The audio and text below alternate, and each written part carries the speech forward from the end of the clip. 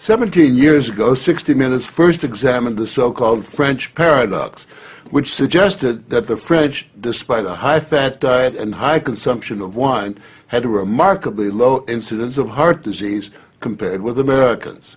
Most researchers agreed that there was something in the wine that offered protection.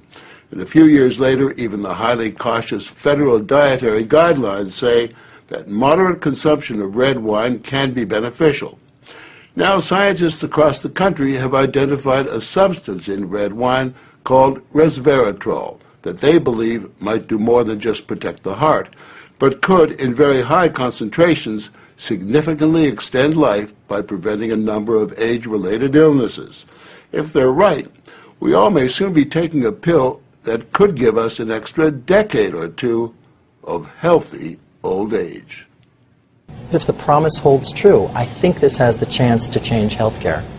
Dr. Christoph Westphal says we all may soon be taking a drug that just might beat the clock, a simple pill that could delay the inevitable. Our goal is to prevent and forestall many of the diseases that strike us as we reach 50, 60, and 70, all with one pill. What you're suggesting is there's some kind of rejuvenation drug that turns a 70-year-old into a 35-year-old. That might be pretty hard to do, but I think if we're on a train heading one direction, we can slow down that train. I think we can slow down these genes that control the aging process. That quest to put death on hold began in 2003 when Westphal met David Sinclair, a biochemist at Harvard, who was studying the genetic components of aging. 5 years ago, I met David, and he had shown that you could extend lifespan in yeast. That's pretty exciting. Now, if you happen to be a yeast, it's very exciting. Yeasts are one thing, human beings are more complicated. So Sinclair focused on a gene present in almost all life forms, the sirtuin gene. It's normally inactive, but when it is active, Sinclair believes it triggers a survival mechanism that extends life. Convinced that something in nature could activate that gene, Sinclair randomly tested thousands of compounds.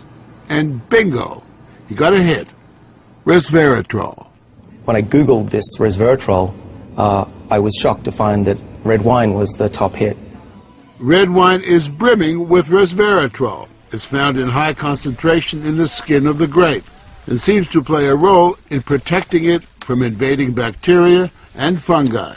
Were you aware of the research into red wine that it offered certain health benefits? Oh, sure. I mean, that's why I almost fell off my chair when the link was made, and I thought that this was a potential explanation for the benefits of red wine. Convinced they were on the verge of a major scientific breakthrough, Sinclair and Westphal launched Certris, a Cambridge, Massachusetts research company. They, along with a handful of other cutting-edge biotech companies, are developing resveratrol-based drugs that they believe zero in on the longevity gene. The important news here is not that we found something in red wine. The important thing is that we passed a milestone where we can now make drugs based on this knowledge and potentially slow down aging itself. Everyone from plastic surgeons to your friendly snake oil salesman have been promising a ticket to eternal youth for some time. So the prospect of a prescription pill based on red wine that could trigger a longevity gene sounds too good to be true. And yet, scientists have actually known for years of one surefire way of doing that. Stay hungry. Eating a lot of food turns that off.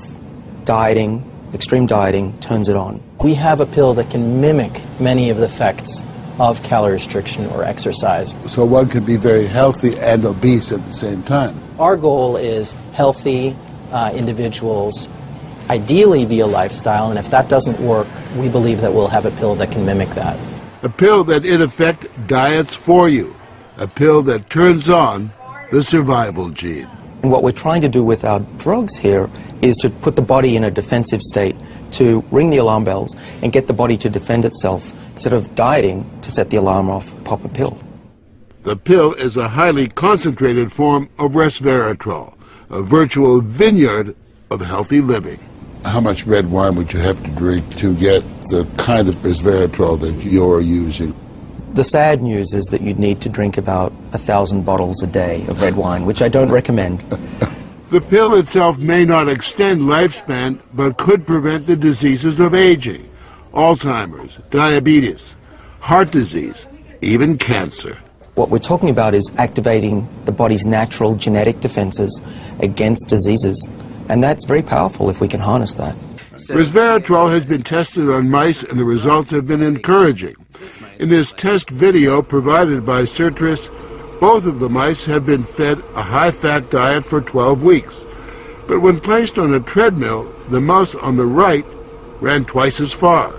He was taking high concentrations of resveratrol. You have fat mice and you have fat mice with resveratrol, and the ones that are on resveratrol, they can run twice as far and they live longer, about 20% longer. Other studies showed that among mice fed a high-fat diet, those given resveratrol didn't gain as much weight as those not given the drug. Sinclair believes that resveratrol actually changes the physiology of the mice. The proof, he says, is in the post-mortem. Their organs looked pristine, youthful, fat-free, and their physiology was just like they were dieting, but they were fat. Convinced they were on the right path, they fast-tracked the drug into human trials on people with untreated diabetes, and the results were impressive. It significantly lowered glucose and insulin levels without the patients changing their diet or taking any other drugs. Originally, our hope was that you'd be able to prevent diseases of aging. What we ended up seeing is actually you could therapeutically intervene in patients who have diseases of aging, and that was unexpected. Yeah, the diabetic patients have high blood sugar, and the molecules bring it down. That's treatment, that's not prevention. Sertris is now developing what they say is a much more potent synthetic version of resveratrol that will also soon go into human trials, this time on cancer patients. I keep on thinking, you know, what used to seem like it was science fiction, I actually believe the biology is right, and if we're right, this may be the most important thing that we're going to do in our lives. Possibly, but it is important to remember that 9 out of 10 drugs that look good in mice ultimately fail in human trials. Still, the speed and results generated by Sertris and the resveratrol drugs are unusual, and Sinclair believes these drugs will not only keep people living longer, but will keep them healthy longer.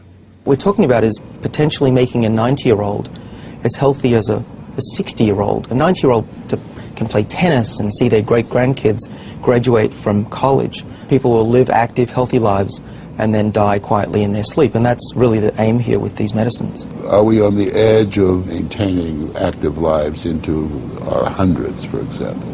Well, we've certainly passed a corner in terms of the science, and someone's going to achieve it, and if it's not us, it's going to be someone else. But the question that most of us want answered is, when do we get this pill? I would say 5 years, to be conservative, that this will happen within our lifetimes. I'm fairly certain about that. One measure of the potential of this research, Dr. Sinclair and Dr. Westfall's little startup company was recently bought by the pharmaceutical giant GlaxoSmithKline for almost $750 million.